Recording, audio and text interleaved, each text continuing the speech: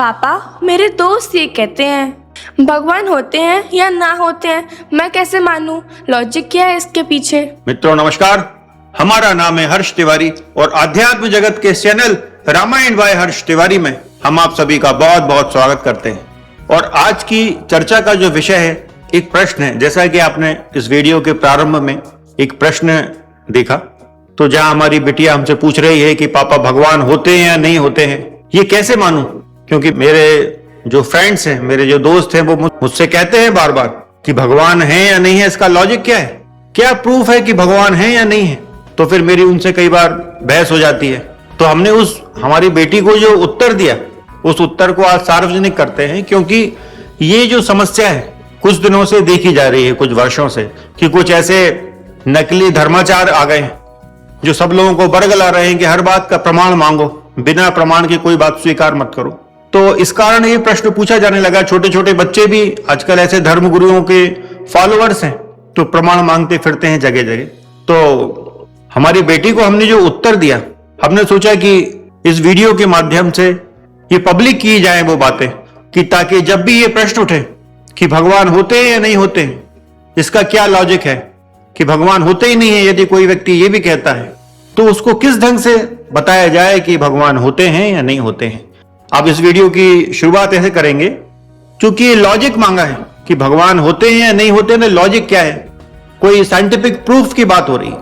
तो साइंस से ही प्रारंभ करेंगे, साइंस से स्टार्ट करते हैं इस वीडियो को। कि ऐसा कहा जाता है कि जो आकाश गंगा है उसमें 10 खरब से 20 खरब तारे होते हैं, लगभग 2 ट्रिलियन के आसपास 10 से 20 खरब तारे एक आकाश गंगा में होते हैं। और इस ब्रह्मांड में 20 से 40 खरब आकाश गंगाएं हैं।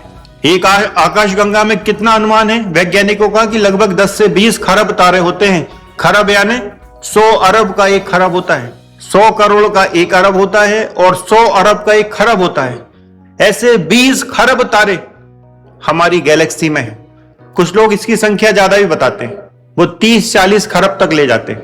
और फिर वैज्ञानिक लोग आगे क्या कह रहे हैं कि इस ब्रह्मांड में ऐसी 30 से 40 खरब आकाश गंगाएं हैं। तो फिर तारे गिन लो आप, कि हर आकाश गंगा में लगभग इतने 10 खरब से 40 खरब तक के तारे, तो इतनी सारी आकाश गंगाओं में कितने तारे होंगे, तो कितना बड़ा ब्रह्मांड होगा ये।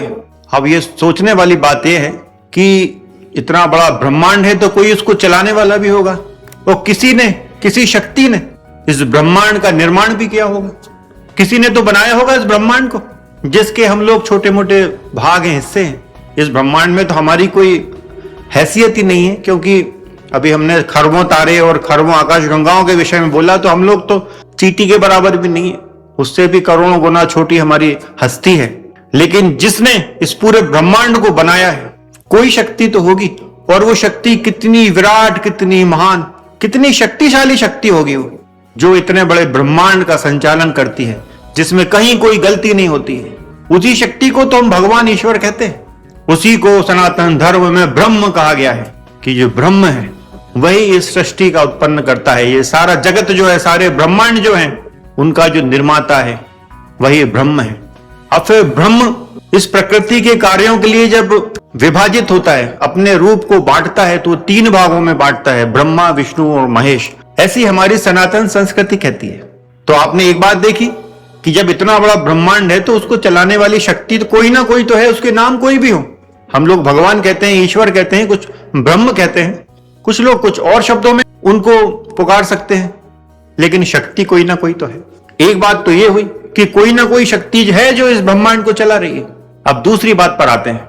अब चूंकि प्रश्न विज्ञान से संबंधित है कि वैज्ञानिक प्रूफ लाओ ईश्वर का, तो एक छोटा सा एग्जाम्पल देंगे कि हमारे आसपास बहुत सारी छोटी छोटी वस्तुएं पाई जाती हैं, जीव पाए जाते हैं, जिन्हें बैक्टीरिया, वायरस भी कह सकते हैं। कुछ गुड होते हैं, कुछ बैड होते हैं, सब प्रकार के होते हैं। लेकिन एक छोटे छोटे जीवों की एक पूरी श्रृंखला हमारे आसपास पाई जाती है, लेकिन हमारी नेकेड आईज से हम उनको देख नहीं सकते। क्या हम बैक्टीरिया, वायरस इत्यादि को देख सकते हैं? नहीं देख सकते ना। उनको देखने के लिए हमको विशेष विधि का प्रयोग करना होगा, हमको माइक्रोस्कोप जैसे यंत्रों का प्रयोग करना पड़ेगा, और उन्हीं के माध्यम से इन सूक्ष्म जीवों को हम देख सकते हैं। जैसे कोरोना आया, कोरोना एक वायरस था, तो क्या हम अपनी नेकेड आईज से उन कोरोना के विषाणुओं को, वायरसेस को देख सकते थे क्या? यदि देख पाते तो कितना आसान होता कि अरे वहां कोरोना का वायरस बैठा हुआ, वहां नहीं जाना। कितना आसान हो जाता, लाखों लोग मरने से बच जाते, क्योंकि दूर से ही देख लेते अरे वहां कोरोना है, वहां मत जाना। ये देखो हमारे बाजू से निकल रहा है कोरोना वायरस। ऐसा हुआ क्या? उनको हम अपनी नेकेड आईज से नहीं देख सकते, केवल माइक्रोस्कोप से उन सूक्ष्म जीवों को देखा जा सकता है। और ऐसी बहुत बड़ी संख्या है जीवों की जो हम इन आंखों से नहीं देख सकते। तो यदि इन आंखों से हम नहीं देख पा रहे हैं उन चीजों को, तो इसका यह मतलब तो नहीं है ना कि उनका कोई अस्तित्व नहीं है। अस्तित्व तो है, ये हमारी अक्षमता है, हम मनुष्यों की अक्षमता है कि हम उन चीजों को नहीं देख पा रहे हैं, उन जीव जंतुओं को, बैक्टीरिया, वायरस को नहीं देख पा रहे हैं। उनका अस्तित्व तो है, कमी हमारी है, हमारी आंखों की कमी है, हमारी आंखों की असमर्थता है, अक्षमता है कि हम उनको नहीं देख पा रहे हैं। तो क्या उनके अस्तित्व को नकारा जा सकता है कि बैक्टीरिया, वायरस कुछ होते ही नहीं है क्योंकि वो दिखाई नहीं देते? अब साइंस ने एक यंत्र दे दिया, माइक्रोस्कोप, कि माइक्रोस्कोप में आप उनको एग्जामाइन करें, उनका अध्ययन कर सकते हैं, वो बड़े रूप में दिख जाएंगे। कोरोना के वायरस लोगों ने देखे टीवी न्यूज में, सब लोगों ने देखा कि ऐसा ऐसा होता है, लेकिन वो नेकेड आइज से नहीं दिखता था। उसके लिए एक यंत्र की आवश्यकता पड़ी, एक विशेष विधि की आवश्यकता हुई उन सूक्ष्म जीवों को देखने के लिए। ऐसे ही जो ईश्वर है वो इन सूक्ष्म से भी सूक्ष्मतर है, तो वो कैसे बातों से ही मिल जाएगा क्या कि कहीं भी देखा जा सकेगा? जैसे सूक्ष्म जीवों को इन नेकेड आइज से नहीं देखा जा सकता, ऐसे ईश्वर को भी इन चर्म चक्षुओं से, यानी इन चमड़े की आंखों से नहीं देखा जा सकता। ईश्वर को देखने की एक विशेष विधि है, एक विशेष पात्रता है। जब तक हम उस योग्यता को हासिल नहीं कर लेते हैं, ईश्वर की ना प्राप्ति हो सकती, ना उनको देखा जा सकता है। अभी तो हमने सांसारिक उदाहरण दिया है, जीव जंतुओं वाला, सूक्ष्म जीवों वाला, बैक्टीरिया, वायरस वाला। तो ये तो परमात्म तत्व है जो अति सूक्ष्म है, इनको ऐसे बातें करके नहीं देखा जा सकता। उनके लिए ईश्वर की प्राप्ति की विशेष विधि है, और जब तक उस विधि को सिद्ध नहीं किया जाएगा, ईश्वर को प्राप्त नहीं किया जा सकता और उनको देखा भी नहीं जा सकता। विधि क्या है? एक एग्जाम्पल और देते हैं कि जैसे कहा जाता है कि दूध में घी होता है, जो घी होता है वो दूध से ही प्राप्त होता है। अब कोई यदि दूध को एक कटोरे में डाले और उसमें उंगली डालकर उसमें घी ढूंढने का प्रयास करे दूध में, तो क्या उसको मिलेगा? लेकिन दूध के माध्यम से ही घी प्राप्त होता है। तो यदि कोई कहे अरे फालतू बात है, दूध में तो घी होता ही नहीं, ना मक्खन होता है ना घी होता है, कैसे मानूं कि दूध में घी होता है? तो ये तो दुनिया जानती है कि दूध से ही घी प्राप्त होता है, लेकिन उसको निकालने की एक विधि है। क्या विधि है? कि पहले आपको दही जमाना पड़ेगा, उस जमे हुए दही को मथना पड़ेगा, और उस दही को मथ कर मही अलग कर दिया जाएगा और उसमें से मक्खन निकलेगा। उस मक्खन को, बटर को आग में तपाया जाएगा, और उस मक्खन को जब तपाया जाएगा तब उससे घी मिलेगा। डायरेक्ट दूध से नहीं मिलेगा, कुछ विधि है उसकी। उस विधि को यदि, उस स्पेशल मेथड को यदि पालन करेंगे, उसको फॉलो करेंगे, तो दूध से हम लोग घी निकाल सकते हैं। ऐसे ही ईश्वर को प्राप्त करने की विधि है, स्पेशल मेथड है। यदि उसको फॉलो करते हैं तो ईश्वर के दर्शन भी हो जाएंगे, ईश्वर ही मिल जाएंगे। तो विधि क्या है फिर? तो स्पेशल मेथड क्या है? तो जैसे हम दूध को जमा रहे हैं, वैसे ही जो निष्ठा है उसको जमाना पड़ता है। निष्ठा को पहले जमाएंगे, उसके बाद विचार की मथनी से, विचारों की मथनी से उसका मंथन करेंगे।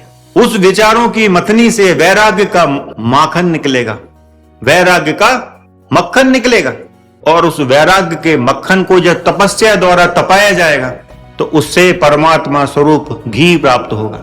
एक सांसारिक विधि के माध्यम से एक स्पेशल यौगिक विधि है, जिसको यहां उदाहरण के रूप में समझाया हमने कि कैसे निष्ठा को जमाना होगा, फिर उसको मथना होगा, फिर वैराग्य को तपाएंगे, तब ईश्वर की प्राप्ति होगी। तो ये सब करना होगा ना, बिना तपस्या के ईश्वर की प्राप्ति नहीं हो सकती। सबसे पहला क्या है कि हमें ईश्वर की प्राप्ति के लिए निकलना होगा, हमें अपनी निष्ठा को उस ओर जमाना होगा। जब तक हमारी निष्ठा, हमारी इच्छा ही नहीं होगी भगवान की प्राप्ति की, तो मिलेगी कैसे? तो पहले निष्ठा जमाना होगी, फिर विचारों के मंथन से वैराग्य प्राप्त करना होगा, वैराग्य का माखन निकालना होगा, और फिर जब वैराग्य को तपाएंगे तब फिर वो ईश्वर की प्राप्ति होगी। और तपस्या के माध्यम से क्या होगा? हम लोगों को वो दृष्टि प्राप्त हो जाएगी, जिसको दिव्य दृष्टि कहा जाता है, डिवाइन आई जिसको कह सकते हैं। जब तक दिव्य दृष्टि की प्राप्ति नहीं होगी ईश्वर के दर्शन नहीं होंगे। यदि वो हमारे बाजू में भी बैठे होंगे तो हम नहीं देख सकते, क्योंकि हम जब सामान्य सूक्ष्म जीवों को नहीं देख पा रहे हैं, बैक्टीरिया वायरस को नेकेड आई से, तो ईश्वर परम तत्व को कैसे देख पाएंगे। तो ईश्वर को देखने के लिए, उनके दर्शन करने के लिए हमें दिव्य दृष्टि की आवश्यकता होगी, जो तपस्या के माध्यम से मिलती है, वैसे नहीं मिल सकती।